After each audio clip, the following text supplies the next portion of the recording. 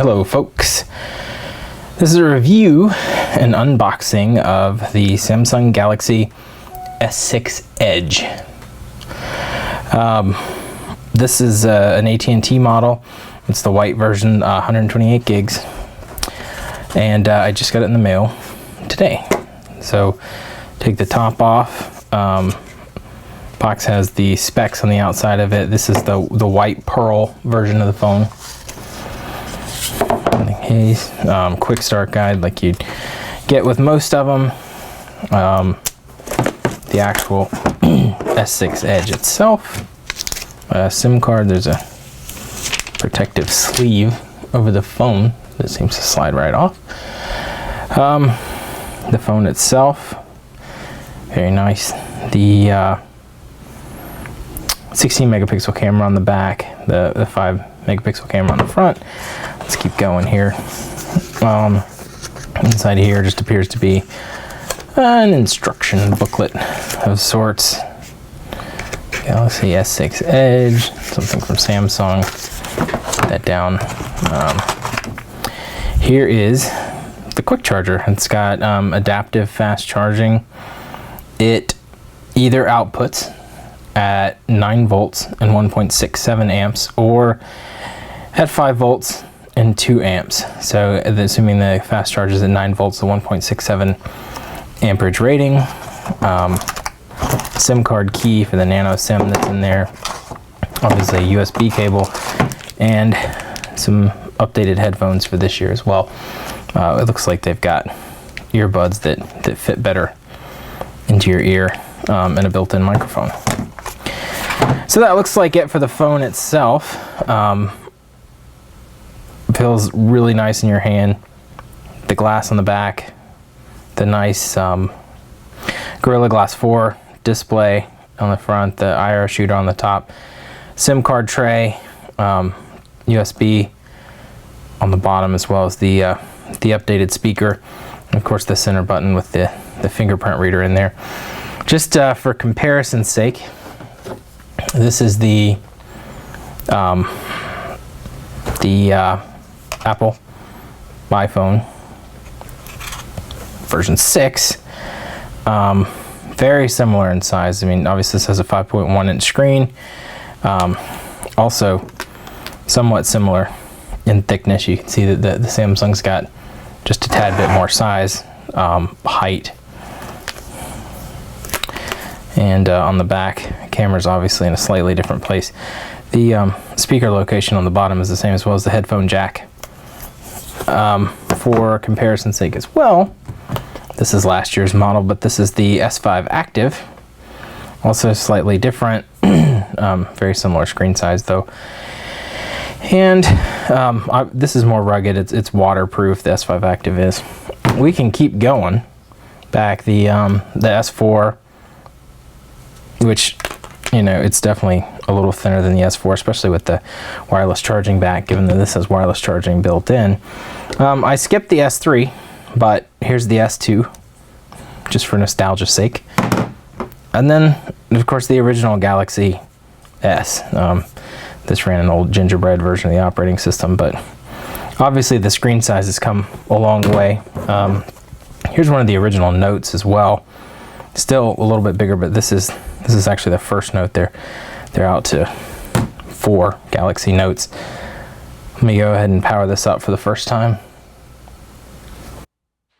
So this phone also has the ability to transfer all your old contacts and Google settings from another phone with NFC built in.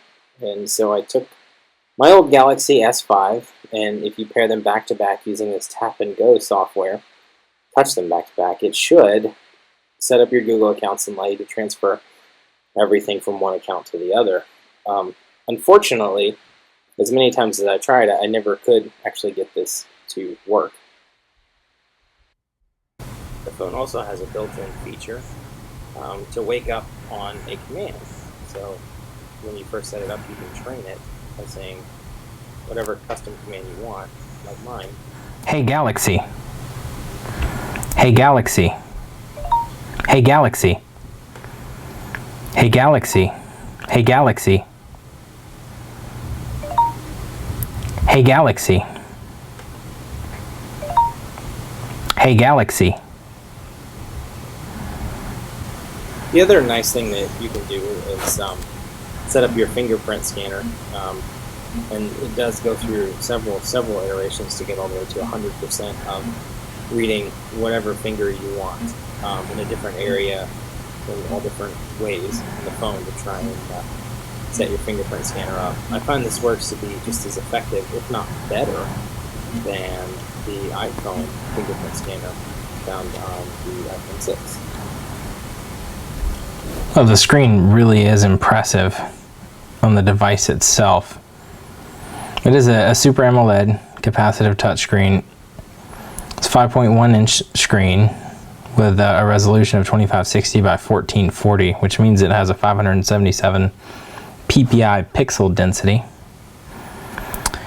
As I said before, it's the Corning Gorilla Glass 4. It's got the TouchWiz. Obviously the curved screen is built into it. It comes out of the box with Android 5.02, the Lollipop version. Everything feels really fluid on it. It has the Exynos 7420 processor in it. You can go look through and see about the device. Yeah, Android 5.02 installed.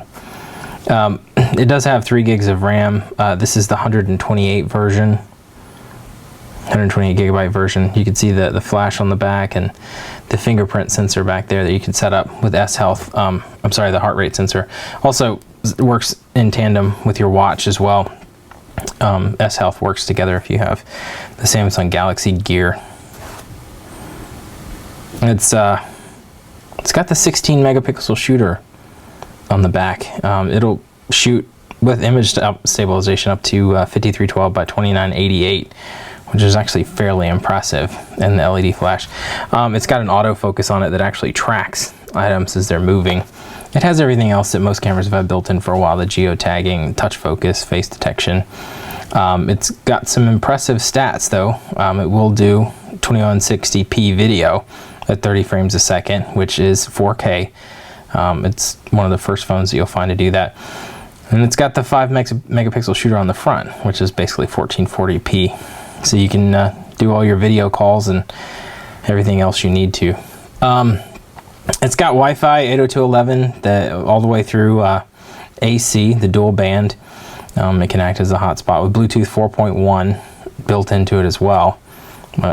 Disappointing, it's still a micro USB 2.0 host. I don't know when they're actually going to make them with the faster host, but inside the phone itself, you'll still get the accelerometer, the gyro, proximity sensor, compass, barometer, heart rate, and a pulse ox as well. So the rest of the stats are pretty well there. It does take the nano SIM card, and it essentially was announced in March of this year, 2015.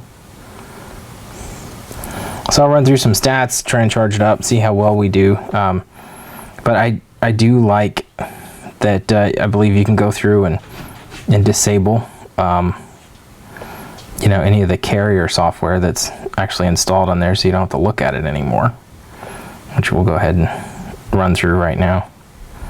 I don't know anyone in this day and age that uses an AT&T Navigator,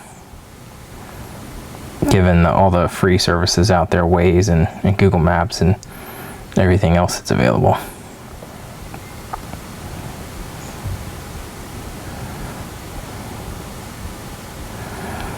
I wish you could remove it altogether, but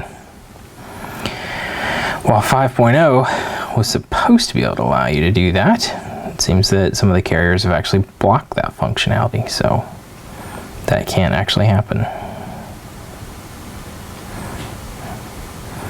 But disabling all the apps does seem to be pretty effective. Well, I take that back. They will not let you disable the AT&T Usage Manager.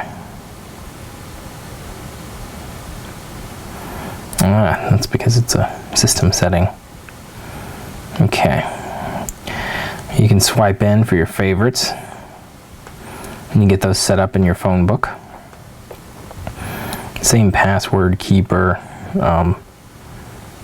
Again, I don't know who uses YP in this day and age either, so go and remove that app.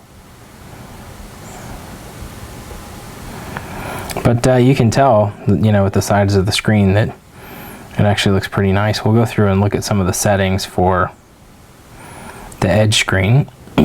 So edge lighting, set the device to light up. Your people edge, an information screen, and a night clock. Now you can set your notifications, set your night clock up.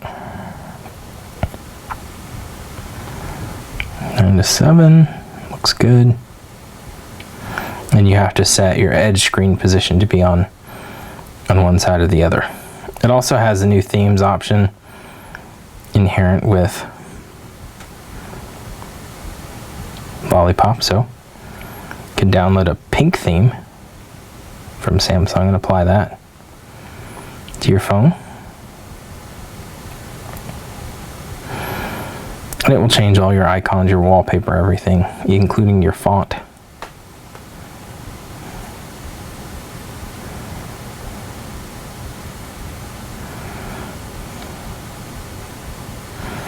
Messages, phone, dialer.